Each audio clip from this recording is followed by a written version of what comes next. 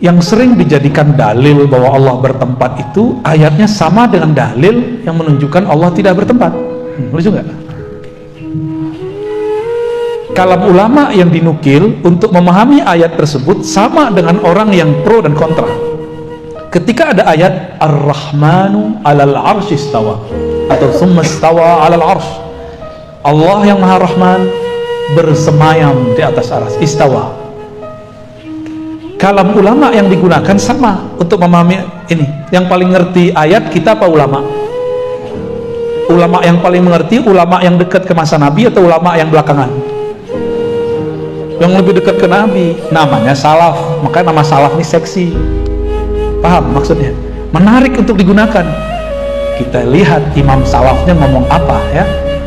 Lalu kita orang-orang khalaf, orang belakangan pun ternyata berebut kalam dari kalam ulama salaf.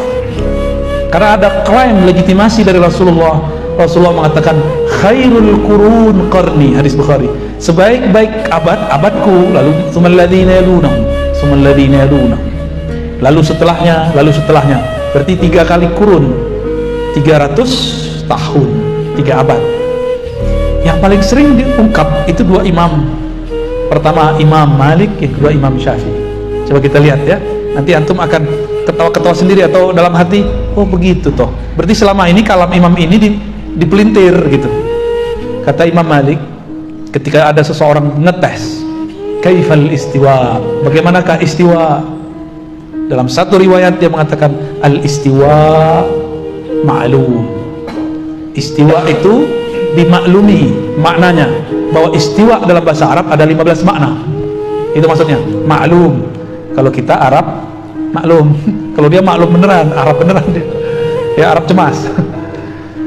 Terus wal kaif, nah ini satu riwayat ini yang jadi persoalan. Wal kaif majhul. Kaif, tata caranya tidak diketahui. Ini kalam berbahaya. Wal imanu bihi wajib. Percaya kepada istiwa wajib. Wassual anhu bid'ah. Mempertanyakannya bid'ah. Entenya bid'ah, maka beliau mengatakan akhrijuhu, sekarang keluarkan dia. Itu kali-kali umur Imam Malik ngusir orang, nggak pernah beliau ngusir orang karena beliau tidak mau ada ahli bid'ah duduk di majelisnya. Ternyata ada riwayat kedua, Imam Malik ditanya mengenai bid'ah, mengenai istiwa, bagaimana Allah bersemayam, bagaimana? Lalu beliau mengatakan al-istiwa ma'lum, istiwa itu diketahui adanya, wal kaif anhu marfu, dan Allah maha suci dari kaif, bagaimana di atas, di bawah, di arah atas atau di arah mana, bersentuhan atau tidak. Coba kalau duduk bersemayam itu duduk artinya. Kalau duduk nempel nggak? Ada nggak orang duduk nggak nempel? Nempel ya. Ada seorang tokoh di masa salaf, tapi akidahnya bukan akidah salaf. Namanya Muhammad bin Karram. Siapa namanya? Muhammad bin Karram ini, dia periwayat juga, tapi akidah dia kacau. Dia mengatakan Allah istawa, duduk dan bersentuhan dengan aras. Tuh, gawat ya tuh. Dia wafat tahun 255, orang gila, dia salaf. Maka ada salah seorang imam yang juga dia ahli hadis, tapi akidahnya tidak mengikuti ahli hadis. Namanya Utsman bin Sa'id ad-Darimi. Coba diulang-ulang namanya. Utsman bin Sa'id ad-Darimi. Kan dari tadi kita udah sepakat mau serius nyebut nama ya. Utsman bin Sa'id, dan udah siang-siang panas nyebut nama lagi ya. Wafat 280 Hijriah. Dia menukil ajaran si Muhammad bin Karram tanpa dia sadari. Apa kata dia? Allah benar-benar di atas, dibatasi oleh aras dan langit. Maka Allah mempunyai 2 batas. Bahaya nggak tuh? Ada orang meyakini Allah punya batas. Batasnya Allah adalah langit dan aras. Itu akidah Nabi atau akidah kelompok yang bertentangan dengan Nabi? Gak usah langit dulu, batas. Kata batas ada nggak di Quran untuk Allah? Gak ada. Tapi dia mengatakan siapa yang menolak Allah punya batas berarti dia menolak Al-Quran. Tuh ayatnya sama. Lalu saya ceklah dari ini pakai ayat mana? Lo ayatnya Ar-Rahman 'alal 'arsy istawa.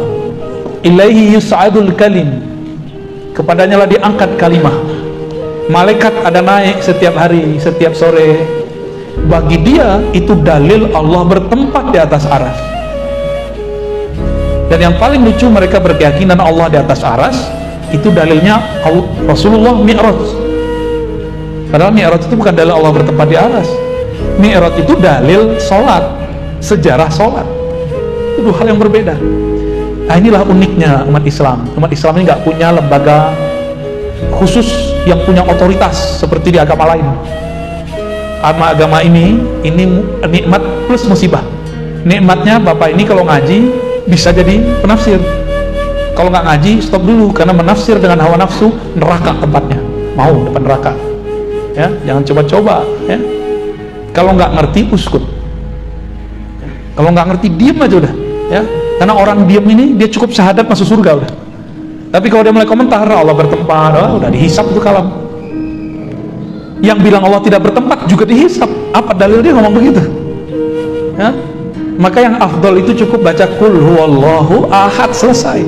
Katakanlah Allah Maha Esa, udah beres. Asyhadu an la ilaha illallah asyhadu anna rasulullah.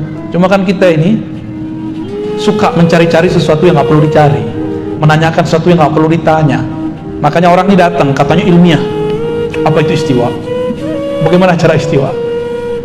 Nah, Imam Malik jawab, tata cara istiwa maha suci Allah dari itu. Berarti istiwa bukanlah diartikan duduk. Kalau duduk itu ada caranya. Nih saya duduk, ada caranya kan? Duduk. Lebih gede saya apa kursi?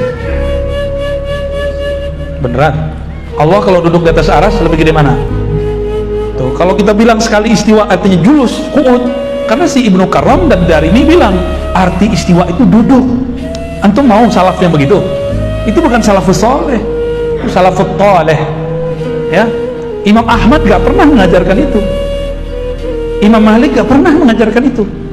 Imam Nafi' tidak pernah mengajarkan, Syafi'i tidak pernah mengajarkan, Sufyan bin Uyainah gak pernah mengajarkan itu. Mereka cuma ngomong Allah istawa, selesai, gak ada komentar. Itu yang disebut salaf, itu akidah saya. Maka saya tidak memaknai istiwa, saya tidak mentakwil istiwa. Hanya Allah yang tahu makna istiwa. Itulah kalam Imam Syafi'i. Diperhatiin lagi, kata Imam Syafi'i, wallahu a'lam bimuradihi, atau ala ma aradahu Allah wa rasuluh. Istiwa itu, bersemayam itu sesuai dengan maksud Allah dan Rasulnya. Coba ulangi, sesuai maksud Allah dan Rasulnya. Yang Allah maksud tahu nggak? Bagi mereka yang Allah maksud duduk. Itu berarti mereka menggiring kepada satu pemahaman. Padahal kalimat Imam Syafi'i apa? Itu menyerahkan makna kepada Allah. Maksud Imam Syafi'i, cukuplah Allah yang tahu, kamu nggak usah cari tahu. Tapi oleh mereka teks itu digiring, diperkosa, dipretelin. No, Imam Syafi'i meyakini Allah istawa, karena itulah maksud Allah dan Rasulnya. Dipretelin.